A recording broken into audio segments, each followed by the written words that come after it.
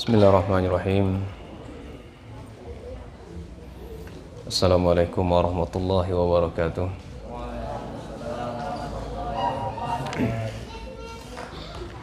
Alhamdulillahi rabbil alamin.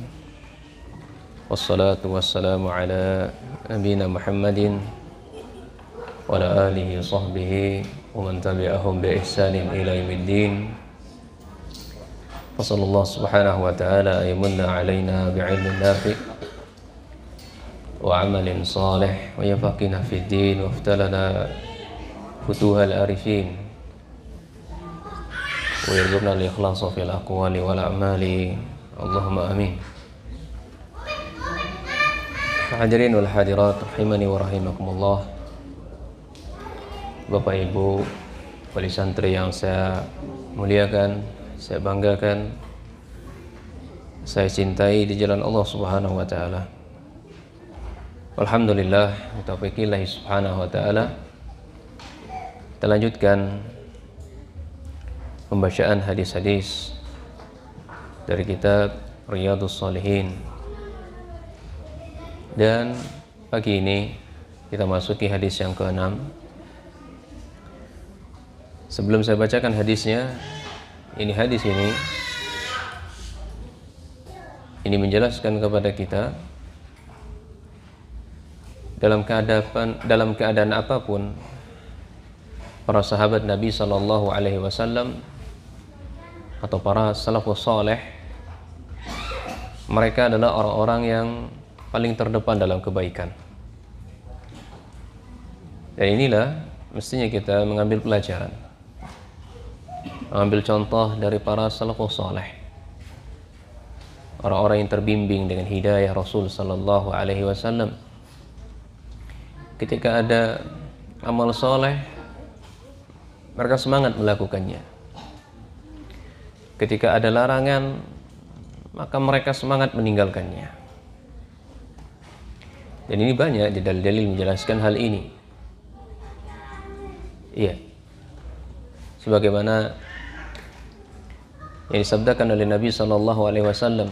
Salah satu contoh adalah putri beliau, ini Fatimah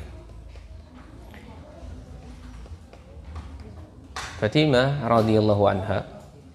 Beliau meminta pembantu kepada Rasul Sallallahu Alaihi Wasallam. Ini hadis ini diriwayatkan oleh sahabat Ali bin Abi Thalib. Maka Nabi SAW mengatakan, awala adulluki ala ma huwa khairun laki min khadimin. Wahai putriku, kamu kan tadi minta pembantu kan? Iya. Maka aku tawarkan kepadamu jauh lebih baik dari apa yang kau minta.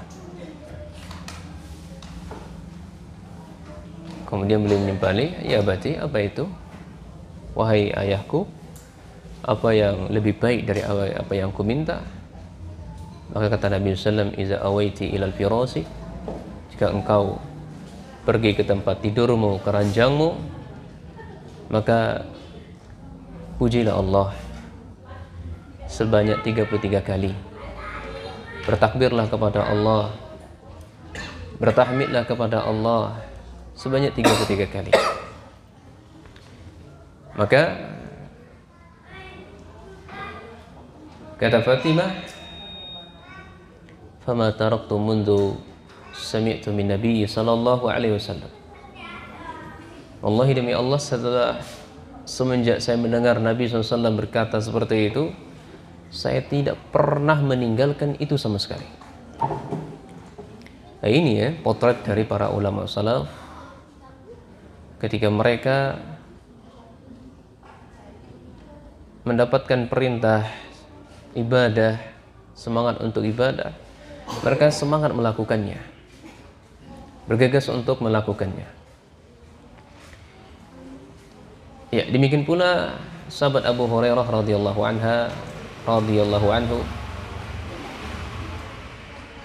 Beliau mengatakan, awsani khalili bi salasatin la ada'uhunna hatta amut.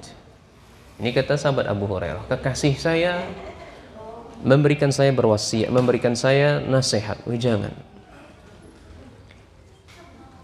Ya.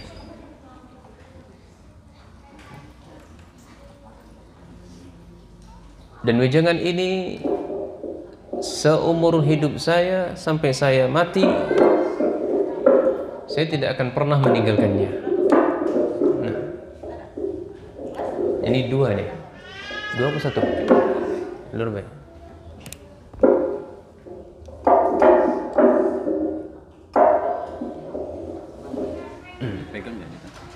Pegang jadi ya, pegang jadi aman pegang. Dan ini wejangan dari Rasul sallallahu alaihi wasallam kepada sahabat Abu Hurairah, kekasih saya, ini Rasul sallallahu alaihi wasallam memberikan nasihat kepada beliau 3 perkara. Yang pertama adalah, kata beliau, saya tidak akan pernah meninggalkan yang namanya sholat duha sampai mati. Iya.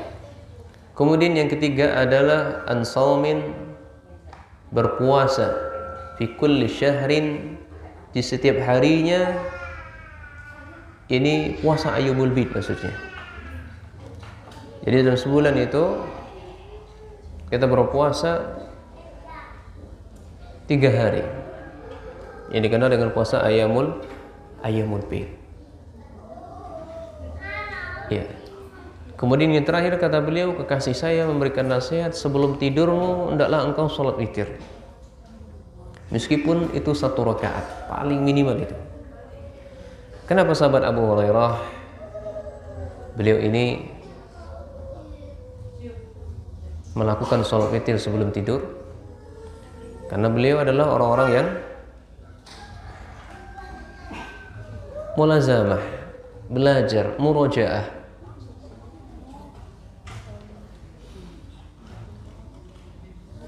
Kalau beliau tidak sholat di awal, maka dikhawatirkan apa?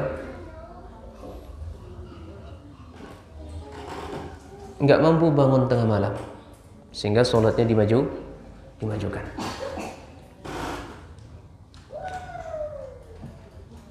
Nah, semenjak mendengarkan ini, sejak mendengarkan wasiat ini, 3 hal ini saya tidak pernah meninggalkannya, kata sahabat Abu Hurairah. Demikian pula apa yang dilakukan oleh sahabat Umar bin Khattab radhiyallahu an. Yang beliau biasanya kalau bersumpah itu bi abati wa ummi, dengan demi bapak saya dan ibu saya. Intinya kebiasaan orang-orang masyarakat jahiliyah, mereka kalau bersumpah dengan nama selain Allah. Jadi kebiasaan ini masih terbawa-bawa. Kebiasaan ini masih terbawa-bawa, sehingga ketika masuk Islam, ya, didapati beliau bersumpah dengan selain nama Allah, ditegur oleh Rasul sallallahu alaihi wasallam. Maka setelah ditegur oleh Rasul sallallahu alaihi wasallam, ya, janganlah kalian bersumpah kecuali bersumpah atas nama Allah. Fama taraktu mundu sami'tu min Rasulillah sallallahu alaihi wasallam. Demi Allah, semenjak saya dilarang oleh Rasul, semenjak saya mendengar arahan dari Rasul, saya tidak pernah lagi bersumpah dengan selain dari nama Allah. Itulah bukti, ikhwan, salafus saleh, semangatnya mereka di dalam melakukan amal, semangatnya mereka meninggalkan larangan Allah Subhanahu wa taala. Belum lagi dari kalangan tabi'in atau atba'ut tabi'in yang lainnya. Makanya tidak jarang, ikhwan, para ustadz kita itu hujan-hujan, ya, mereka tetap belajar, mereka tetap mengajarkan ilmu, karena mereka tahu hakikat dari mengajarkan ilmu itu, menyebarkan kebaikan ini pahalanya luar biasa. Dan kalaupun mati, dia jihad di jalan Allah. Ya. Maka kita dapat, ikhwan, Bapak Ibu sekalian, brother and sister yang ladies and gentlemen, Masya Allah. Bahasa Inggris sedikit ya. Karena saya waktu sekolah itu nggak suka bahasa Inggris gitu kan. Saking nggak sukanya nggak pernah dapat nilai 100 gitu. Ala kulli hal. Dulu kita dapati ikhwan seperti Al-Imam Sufyan Ats-Tsauri rahimahullah. Sufyan Ats-Tsauri rahimahullah dalam keadaan yang sakit luar biasa. Kalau boleh dibilang sakitnya sudah terlalu parah. Kalau boleh dibilang kalau mau makan tidak bisa masuk, nyembur lagi keluar. Apapun yang masuk mungkin ya nggak bisa ditelan.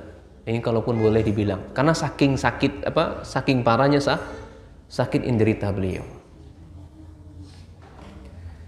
Dan ini sering saya sampaikan pada santri sekalian. Maka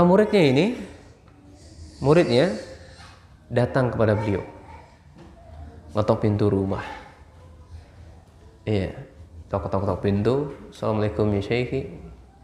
Assalamualaikum wahai syekhi. Assalamualaikum wahai guruku. Ya, kita tahu bagaimana orang sakit menjawab salam gimana. Karena mungkin nggak mampu untuk melontarkan kata-katanya. Iya. Jadi sangat lembut sekali, sangat pelan sekali, hampir tidak terdengar suaranya. Akhirnya dibuka muridnya masuk, diizinkan untuk masuk. Ternyata didapati gurunya Imam Sufyan Ats-Tsauri sedang sedang terbaring kaku, nggak bisa ngapa-ngapain, nggak bisa ngapa-ngapain.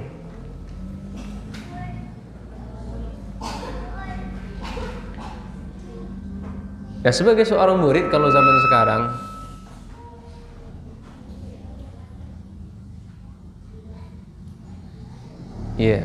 tes. Jadi sebagai seorang murid dalam keadaan sakit pun gurunya, ya syekh, ajarkan kepada saya, alimni syai'an min hadis Rasulullah wallau bil hadis. Ya Rasulullah SAW, ajarkan kepada saya hadis Rasulullah SAW meskipun itu satu hadis. Masya Allah ya. Kalau kita apa itu? Zaman sekarang tahu-tahu gurunya sakit, masih muridnya tetap minta gurunya untuk, iya guruku, wahai ustadku, tolong ajari saya. Ini saya rasa muridnya kurang beradab seperti ini. Iya, nggak pengertian sama gurunya. Tahu gurunya sakit, malah dimintai ilmu. Tapi ulama salaf dulu, para murid-murid dahulu tidak seperti itu. Mereka semangat dalam amal kebaikan, orang terdepan. Meskipun gurunya sakit, tetap mereka belajar. Gak ada hari tanpa ilmu. Hari-harinya sibuk dengan ilmu.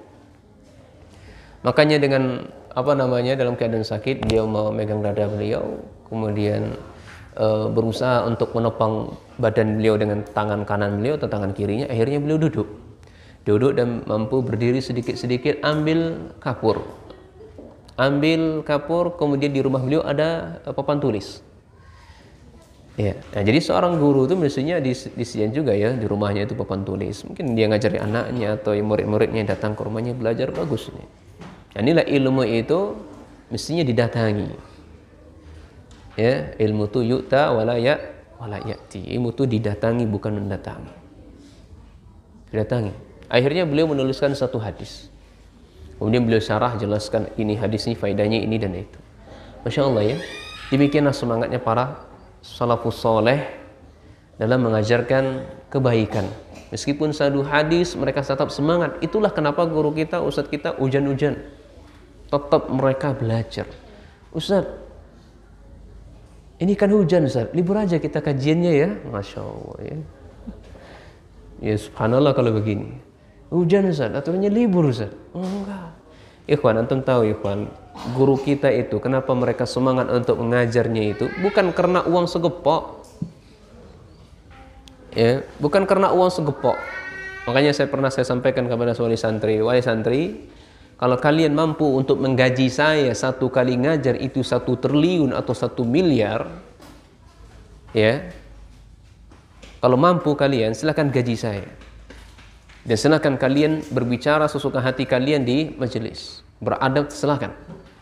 Tapi kalau kalian nggak mampu untuk menggaji saya satu kali ngajar 1 triliun atau 1 miliar, cukup bagi saya antum diam. Diam, simak baik-baik. Iya, karena ilmu itu mahal. Tidak bisa dihargai dengan ratusan ribu.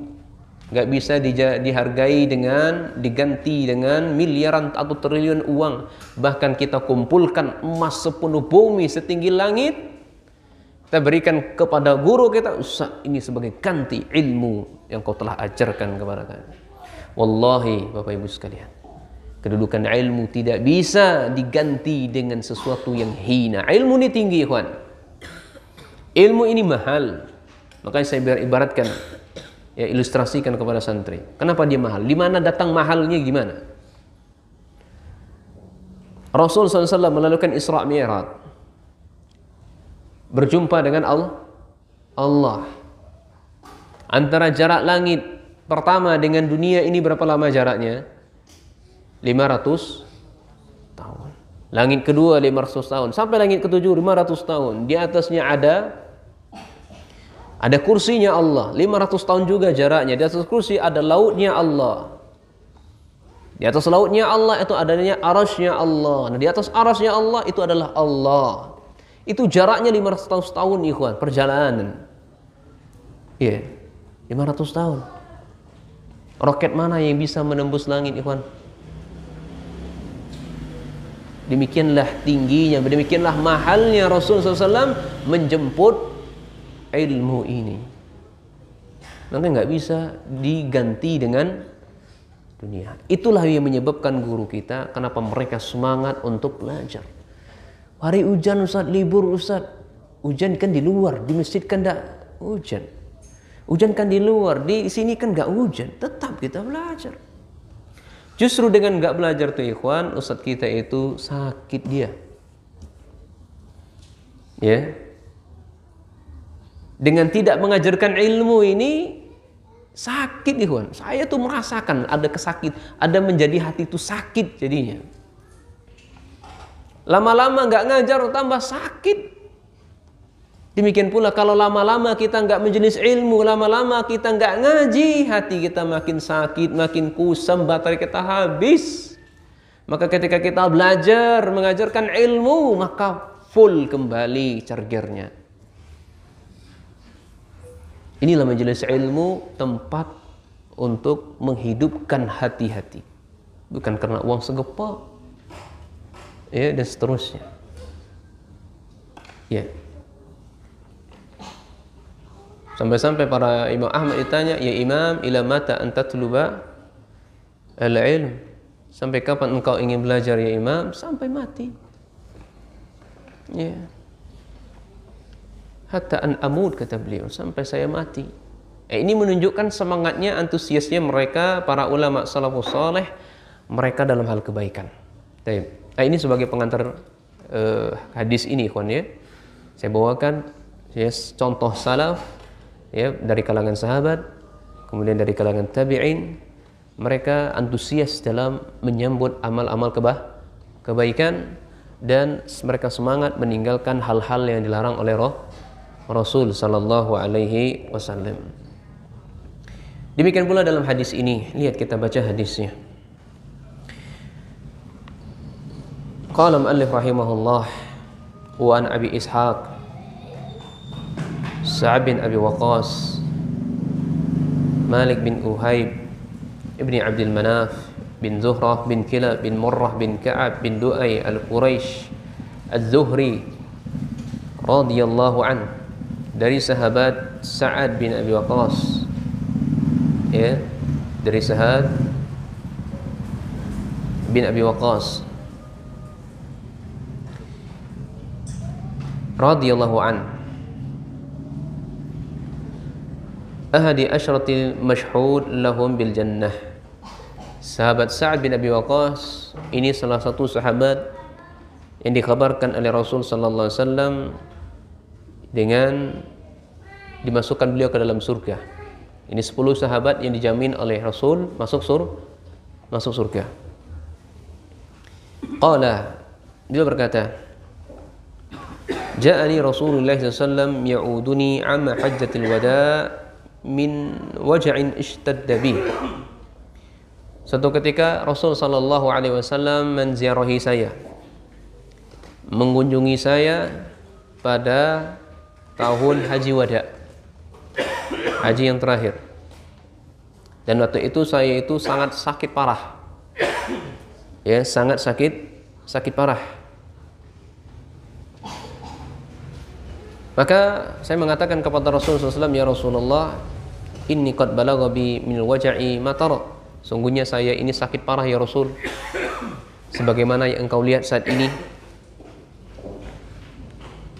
Wa anna dhu malin wa la yarisuni illa ibnatun li. Ya, saya ini banyak harta. Saya orang kaya raya, konglomerat. Ya, jadi Sa'ad bin Waqqas orang kaya raya, konglomerat. Sementara dari ahli warisku saya punya anak satu saja. Saya punya anak satu saja.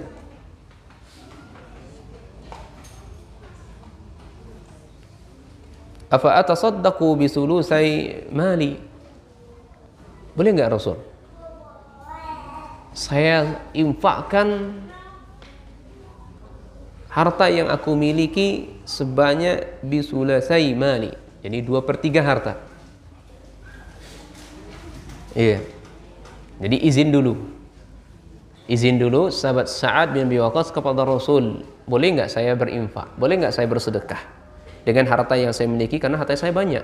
Anak yang mewarisi harta saya cuma satu saja.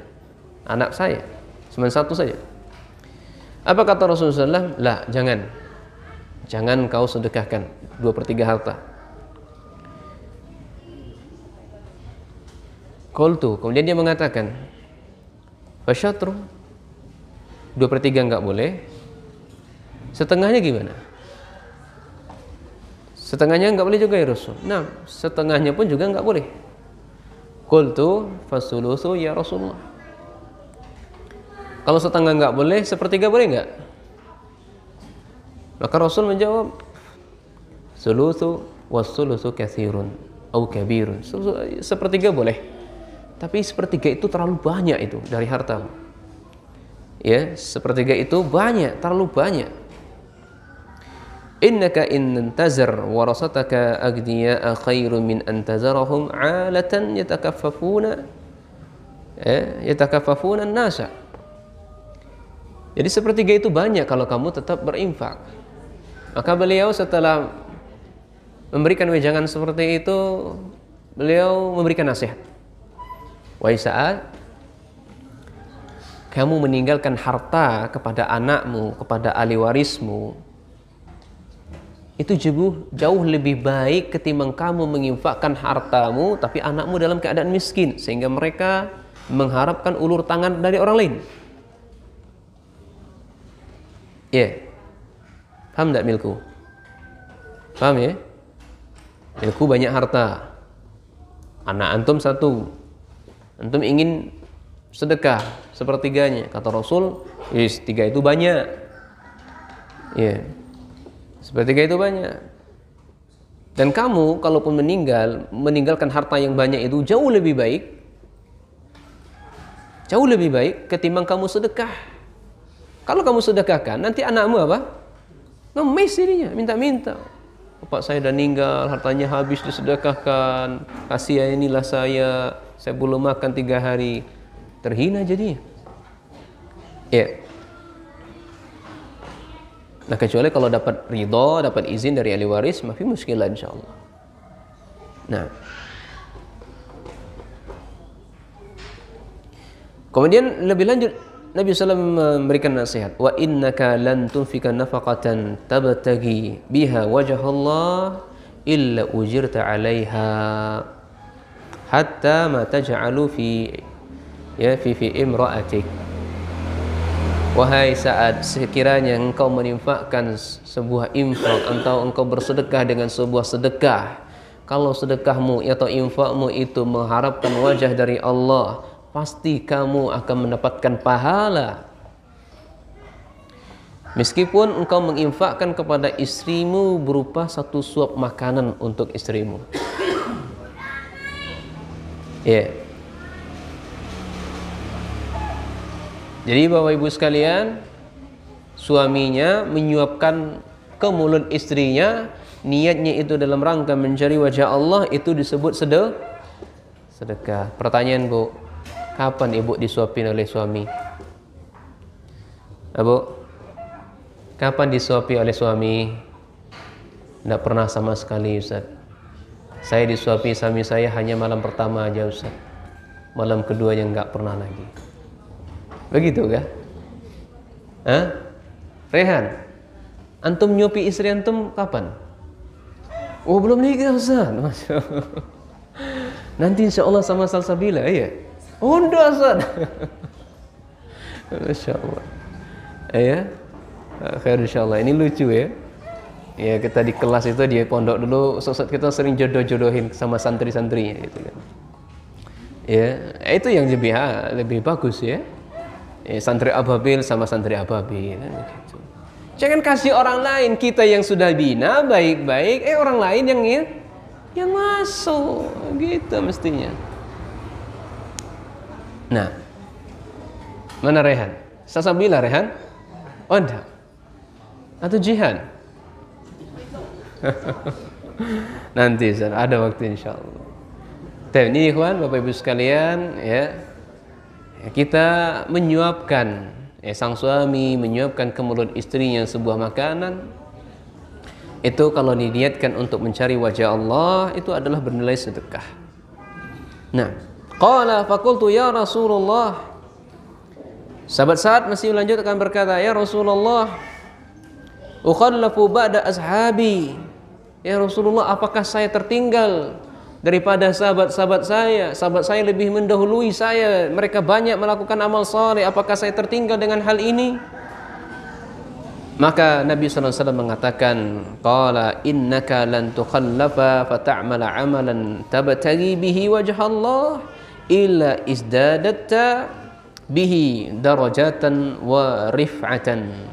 Wahai Sa'ad, sesungguhnya engkau ini benar-benar tidak akan tertinggal daripada sahabat-sahabatmu. Maka ketahuilah, ketika engkau melakukan sebuah amalan yang engkau berharap mencari wajah Allah, kecuali amalan yang engkau lakukan menambah derajatmu, kedudukan kamu ditinggikan oleh Allah Subhanahu wa taala.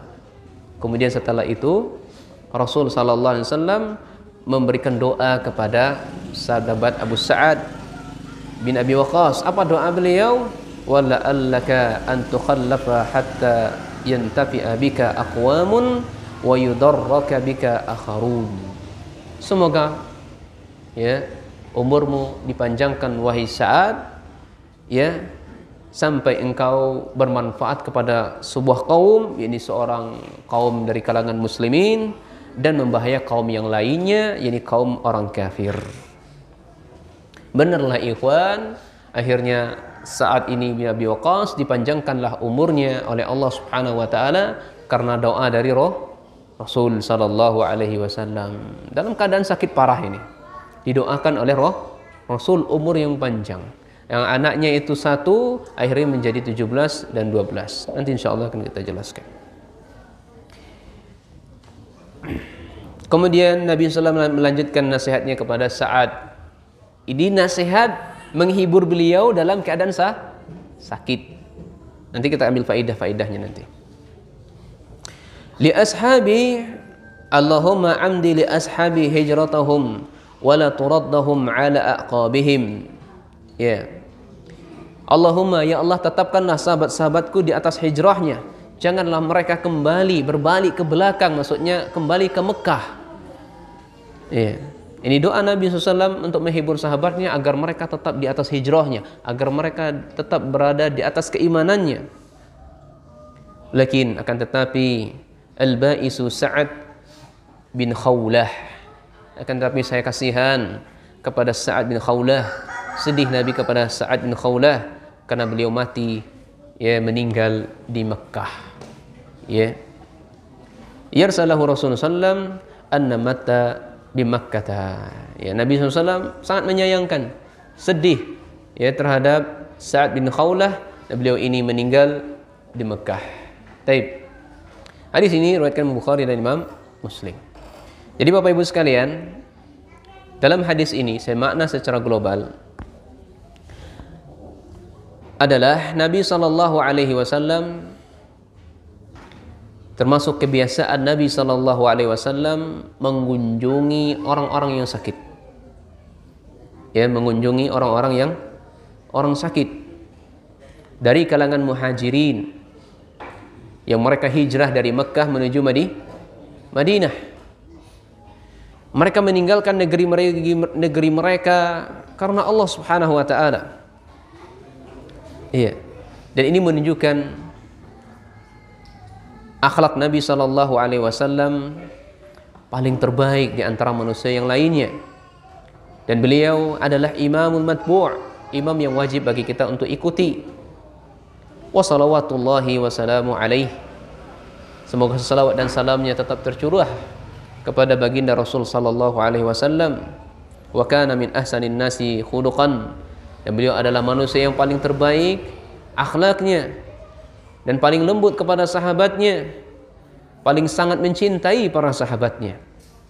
Jadi mana secara global, poin yang pertama yang kita bisa ambil, Rasul sallallahu alaihi wasallam biasa mengunjunginya, menziarahi sahabat-sahabat yang hijrah. Meskipun dalam keadaan sakit, Nabi SAW tetap mengunjunginya. Ya. Kemudian dalam hadis ini pula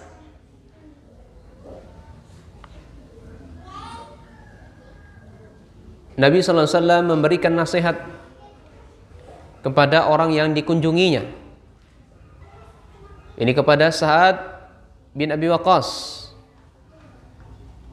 Tujuan nasihat ini itu dalam rangka menguatkan keimanan mereka, agar mereka tidak kembali kepada kekufuran yang mereka lakukan. Ini ingin mengokohkan keimanan para sahabat.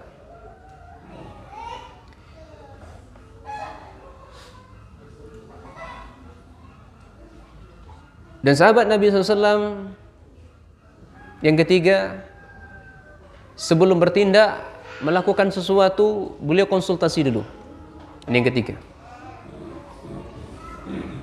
Ya, saya ulangi, dari makna secara global hadis ini, Nabi SAW sedang menjelaskan kepada kita bahwasanya beliau orang yang paling bagus akhlaknya dalam mengunjungi sahabat-sahabatnya yang sakit. Ya, santri.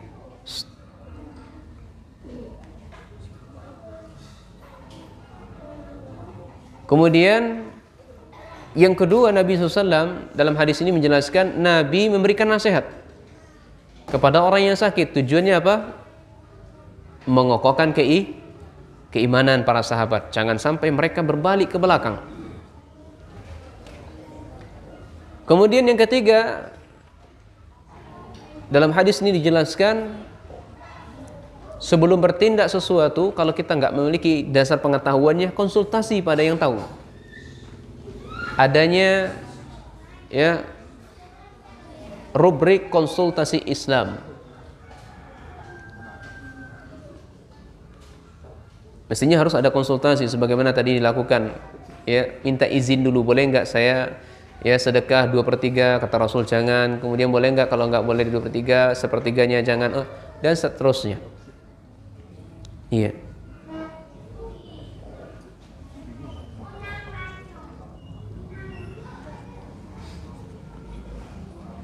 Kemudian dalam hadis ini pula Nabi SAW juga menjelaskan bahwa amalan yang kita lakukan mengharapkan wajah Allah, kecil maupun besar, maka dia akan mendapatkan ganjaran oleh Allah Subhanahu wa taala sesuai dengan kadar niatnya.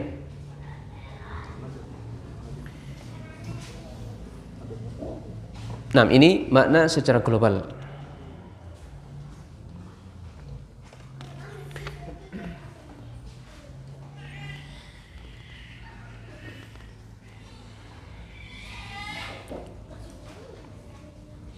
Kemudian dalam hadis ini juga Nabi SAW menjelaskan kepada kita,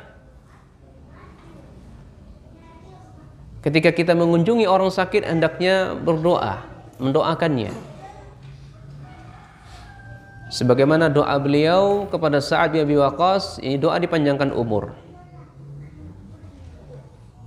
Dan ternyata benar, ikhwan, setelah beliau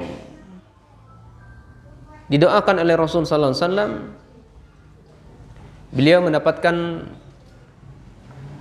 umira zamanan tawilan, mendapatkan umur yang panjang. Sampai-sampai beliau yang awalnya mendapatkan satu anak, ini anak perempuan, menjadi anak beliau 17 ibnan wa 12 ibnatan. Masya Allah, banyak sekali ini, Pak. Ya, 17 anak laki-laki, anak perempuannya 12. Ya.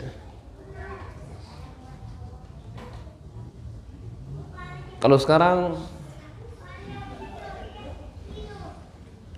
2 anak lebih baik. Iya Pak ya? Kalau sekarang ya? Oh enggak Ustaz, 2 anak lebih baik. Kalau saya enggak, 2 anak lebih baik. Iya Bu. Nah, nanti pulang disampaikan. Tadi dapat, nanti kita harus nambah anak Mi. Nah iya. Ini semangatnya para ulama salaf, semangatnya para sahabat. Jangan khawatir dengan rezekinya Allah. Anak itu dengan sendirinya membawa rezeki masing-masing. Nah,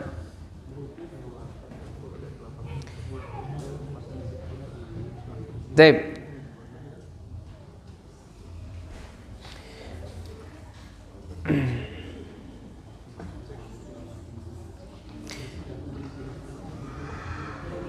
Kemudian di antara doa juga yang dipanjatkan oleh Nabi SAW kepada orang yang sakit atau kepada para sahabat di sini, agar mereka, ini para sahabatnya, tetap berada di atas hijrahnya. Jangan sampai dia berbalik arah.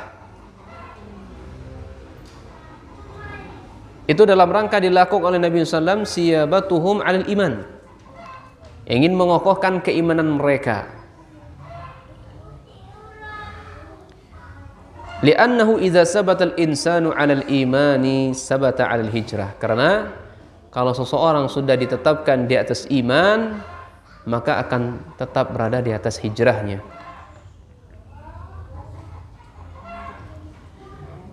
Kemudian alasan yang kedua, kenapa Nabi SAW mendoakan seperti itu, dalam rangka an la yarji'a ahadun minhum ila Makkah ba'da kharaja minha muhajiran ila Rasulillahi ilallahi wa rasulihi.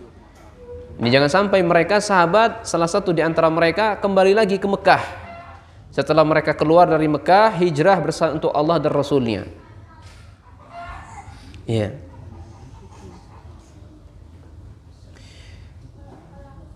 Dan ini dibaratkan oleh Syekh di sini seperti kalmali allazi tasaddaqu bihi.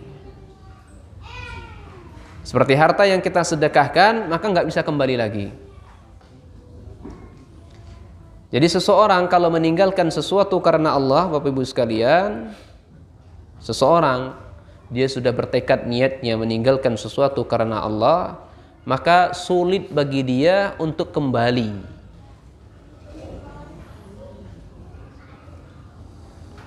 Wa hadza kullu syai'in tarakahu al-insanu lillah la yarji'u fihi.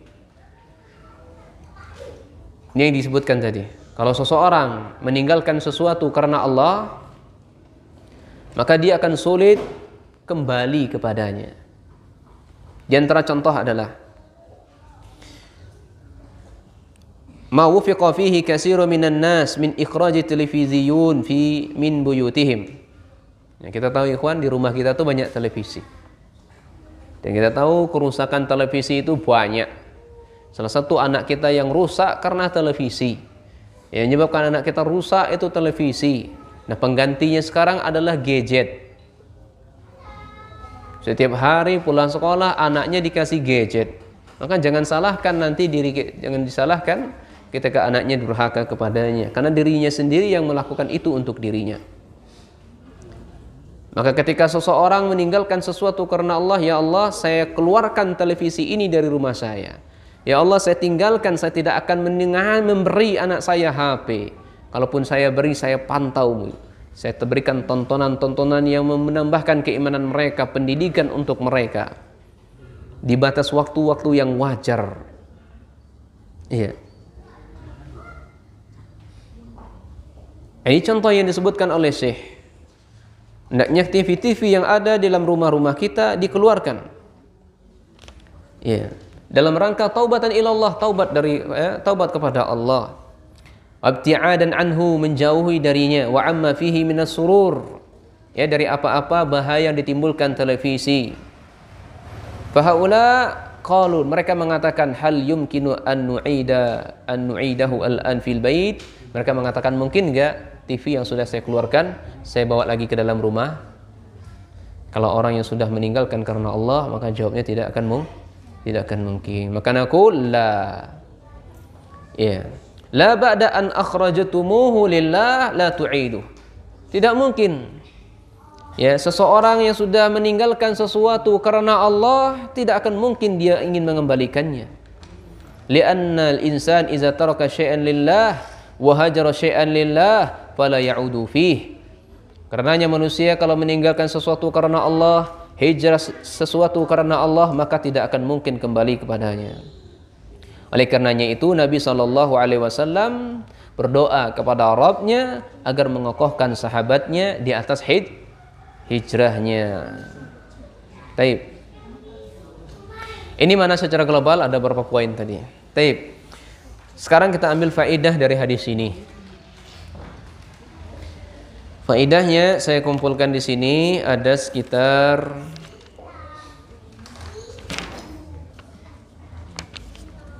13 faedah. Faedahnya ada 13. Faedah yang pertama adalah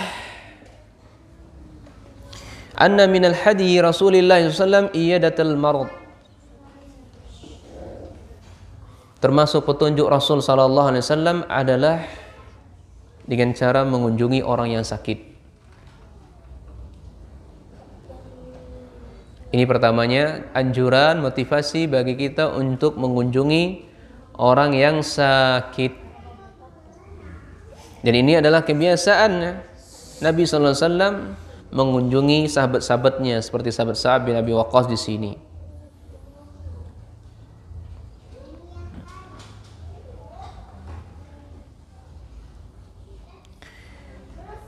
Kenapa kita dianjurkan untuk mengunjungi orang sakit? Ini banyak faedahnya, ikhwan. Wa fi iyadatil marda fawaidun lil 'aidi wa fawaidun lil ma'ud. Mengunjungi orang yang sakit ini memberikan faedah, memberikan manfaat kepada orang yang menziarahi dan kepada orang yang diziarahi. Bermanfaat untuk kita, bermanfaat untuk orang yang sakit.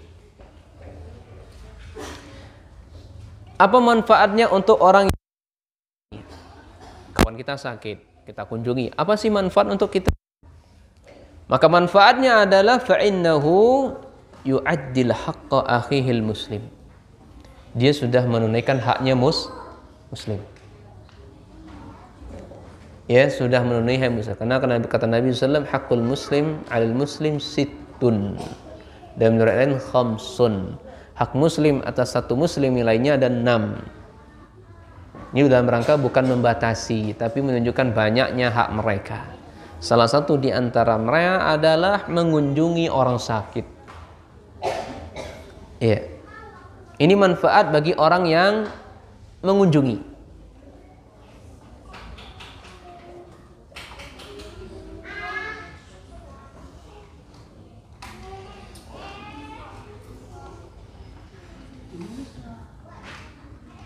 Adapun manfaat bagi orang yang diziarahi, dia mendapatkan perhatian, terhibur. Iya, dia mendapatkan hak mereka. Tadi menunaikan kewajiban, dan dia yang diziarahi mendapatkan haknya. Ya, akhirnya dia menjadi senang. Nah, baik. Kemudian faedah yang kedua.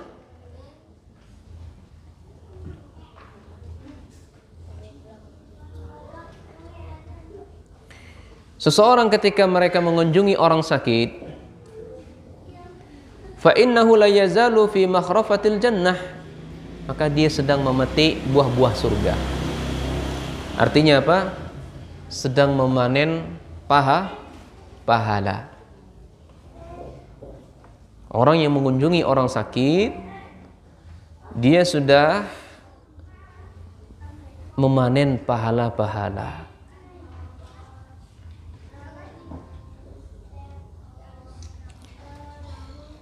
Kemudian faedah yang ketiga dari hadis yang kita baca. Anna fi zalika tazkiran lil 'aidi bi ni'matillahi 'alaihi bisihhah.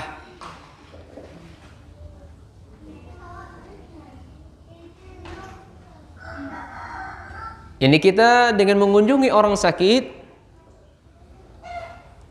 ini sebagai pengingat bagi kita akan nikmat Allah. Ini berupa sehat.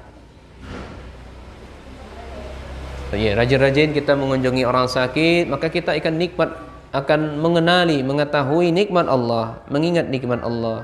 Alhamdulillah sehat. Ya.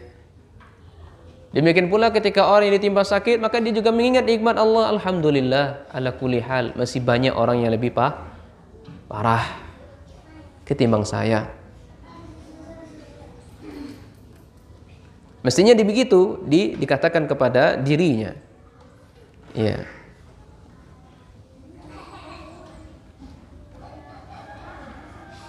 Kemudian faedah yang keempat adalah dengan kita mengunjungi orang sakit, anna fiha jalban lil mawaddah wal mahabbah.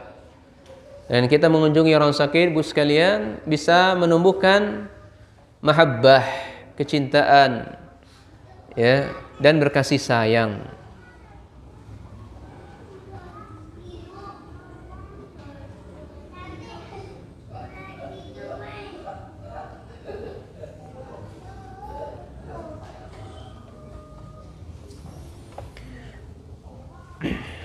Akhirnya orang yang dijenguk membuat hatinya apa? Gembira. Dan betapa banyak ikhwan, obatnya setelah kita kunjungi orang itu bisa sembuh. Karena yang mengunjungi mengasih motivasi dan dia akhirnya gembira. Dan dengan izin Allah akhirnya dia sembuh.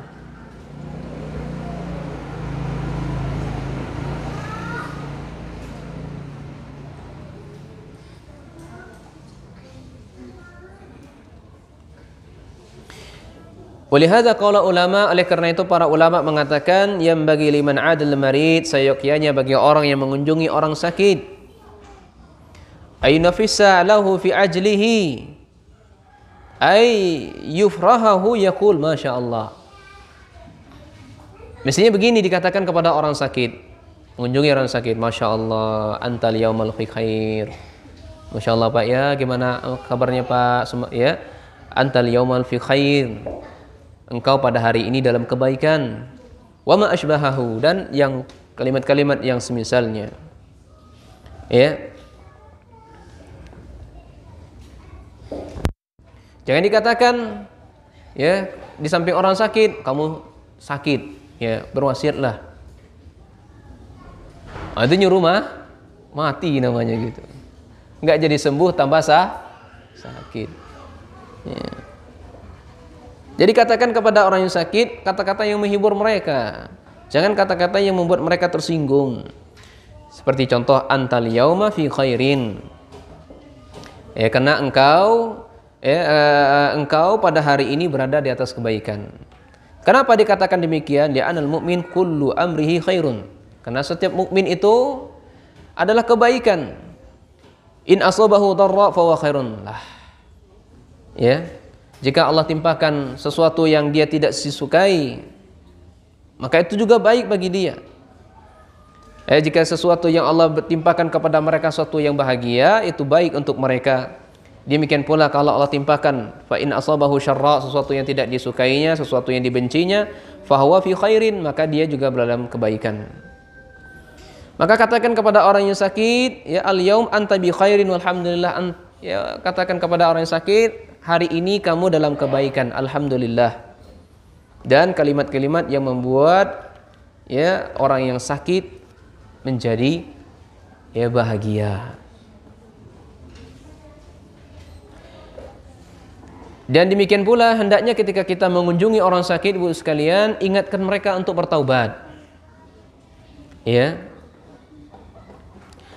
Tapi jangan katakan kepada mereka sifat yang mubasyarah, ya. Bisifatin mubasyarah, jangan kalimat langsung. Karena kalau kita sampaikan kalimat langsung, ini membuat hati mereka tersinggung. Ya.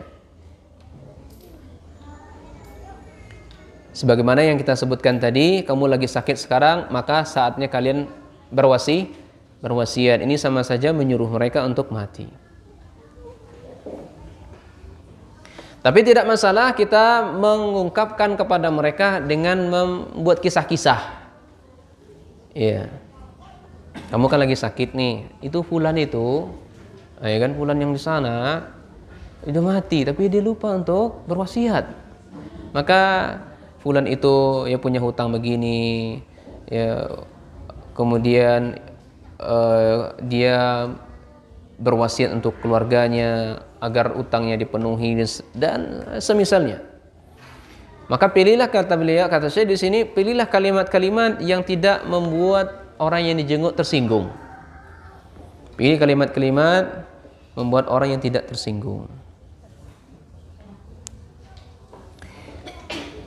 Qala ahlul ilmi, para ahli ilmi mengatakan, yang bagi aidan idza ra'a minhu tashawufan ila ayaqra alaihi fayambagi ayaqra alaihi yanfusu alaihi bima warada 'an Nabi sallallahu. Jadi kalau orang yang sakit itu hendaknya bacakan doa, Bapak Ibu sekalian. Hembuskan kepada dia. Baca doa. Doa-doa yang pernah dibaca oleh Nabi sallallahu alaihi wasallam. Kalau nggak bisa bahasa Arabnya, bahasa Indonesia jangan, enggak apa-apa. Ya.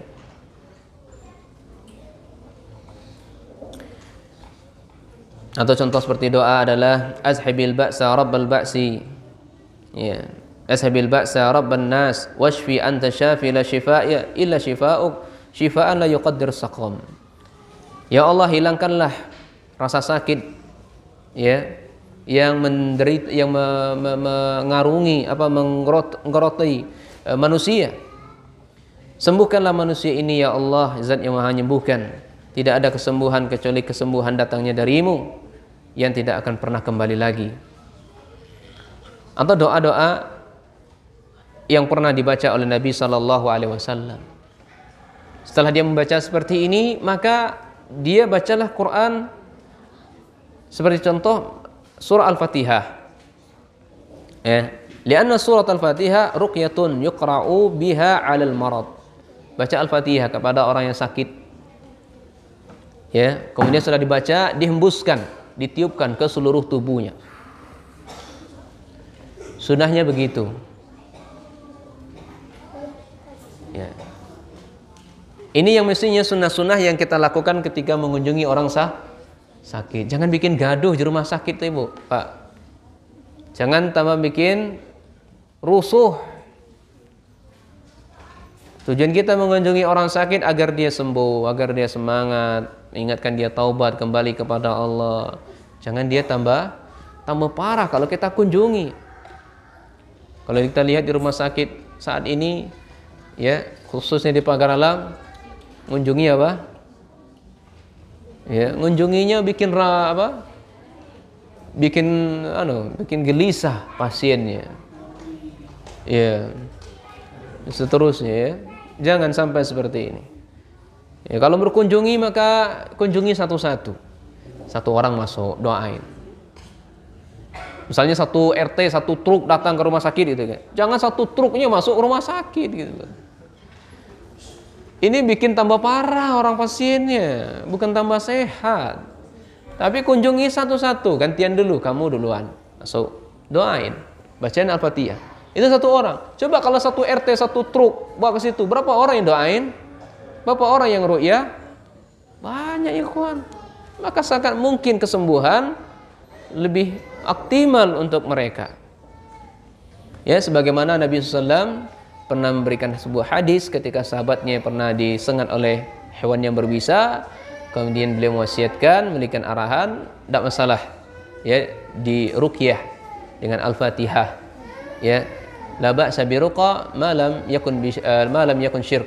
Tidak mengapa ruqyah selama ruqyah itu tidak mengandung kesyirikan. Kenapa kita harus datang kepada mereka, ikhwan? Mendoakan mereka, meruqyah mereka. Jangan sampai mereka mencari tukang ruqyah.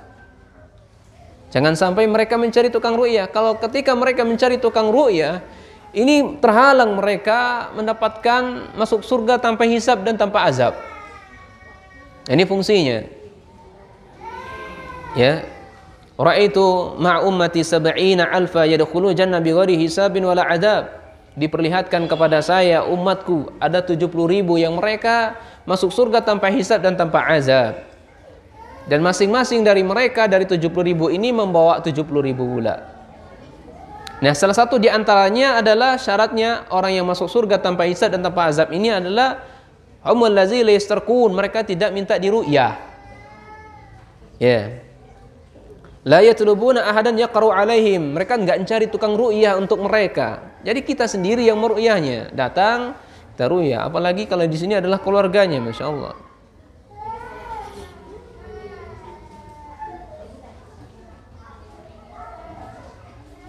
Dan ini jujur ya kawan ya, saya sampai kepada antum sekalian sebagai pengingat saja, sebagai antum semangat mengingat akan iman Allah.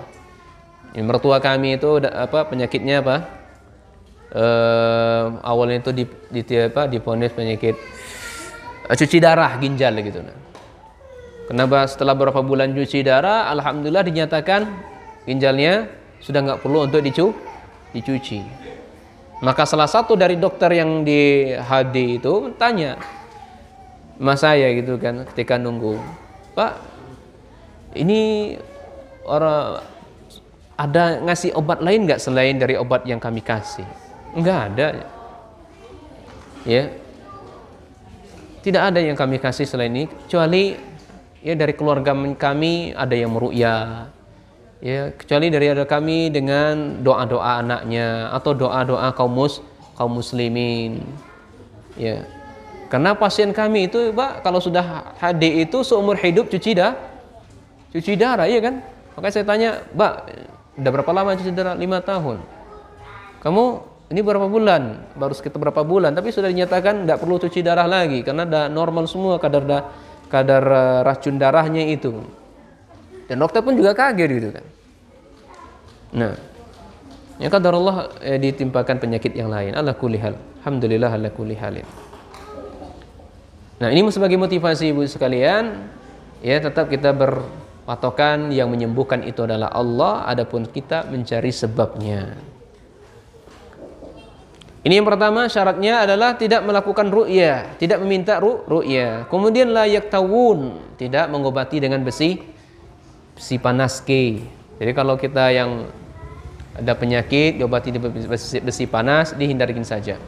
Wallahu a'lam, apakah bisa disamakan dengan orang yang punya tato kemudian diobati dengan setrika ya.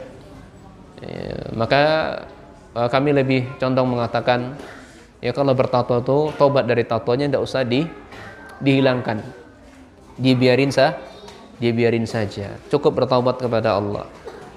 Nah, kemudian yang berikutnya adalah syaratnya masuk surga tanpa hisab dan tanpa azab, mereka tidak melakukan tatayur, merasa bernasib sial. Nanti ya masuk ke rumah kita ada kupu-kupu, ya nggak boleh nyapu malam, nggak boleh duduk di depan pintu, nanti akan terjadi begini dan begitu, merasa bernasib sial.